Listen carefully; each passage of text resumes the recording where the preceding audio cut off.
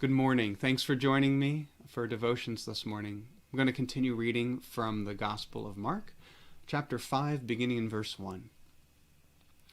They came to the other side of the sea, to the country of the Gerasenes. And when Jesus had stepped out of the boat, immediately a man out of the tombs with an unclean spirit met him. He lived among the tombs, and no one could restrain him any more, even with a chain. For he had often been restrained with shackles and chains, but the chains he wrenched apart, and the shackles he broke in pieces, and no one had the strength to subdue him. Night and day among the tombs and on the mountains, he was always howling and bruising himself with stones. When he saw Jesus from a distance, he ran and bowed down before him, and he shouted at the top of his voice, "What have you to do with me, Jesus, Son of the Most High God?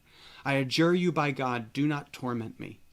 For he had said to him, "Come out of the man, you unclean spirit." Then Jesus asked him, "What is your name?" He replied, "My name is Legion, for we are many." He begged him earnestly not to send them out of the country. Now there on the hillside a great herd of swine was feeding, and the unclean spirits begged him, "Send us into the swine, let us enter them."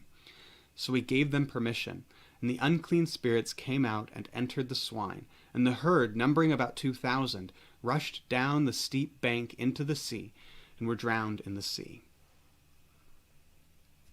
Now, with passages like this, Jesus casting out demons, people throughout the generations have been tempted to associate demon possession with mental illness. In this passage, particularly with someone who hears voices or has multiple personalities or schizophrenia. And there's a distinction to be made. This is clearly a spiritual problem that Jesus is facing.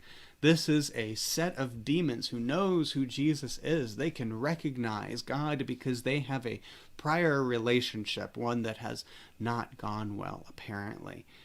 And Jesus saves this man from those demons, sends them out, and casts them into unclean animals who then drown. And we have to wonder how the swineherds felt about losing their entire herd. When we encounter people with mental illnesses, often we're tempted to make a similar association, to say this is something unclean. This is something that is shameful. And the truth is that so many people, majority of people, deal with mental illness at some point in their life. And it's not something to be ashamed about. It's part of life. We have illnesses of our physical body, and that includes our brains. And just as we seek help for our physical ailments, we seek help for mental ailments as well. So I would encourage you, if you are struggling with any kind of mental illness, reach out to someone. We're in this together as a church, and we care for one another. And if you have a hard time figuring out how to deal with mental illness for yourself or for a loved one, reach out for help, because we want to bring healing. This is part of what Jesus calls us to do, to share healing with the world. And ultimately, that's what Jesus was trying to do for this man who was caught up in a spiritual battle much bigger than he was. Jesus was trying to bring healing. Would you please join me in prayer?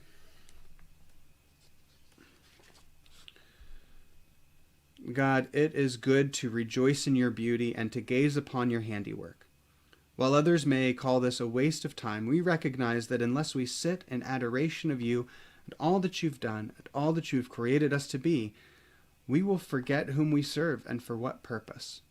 Remind us why worship is always our first response to you. Amen. Have a blessed day.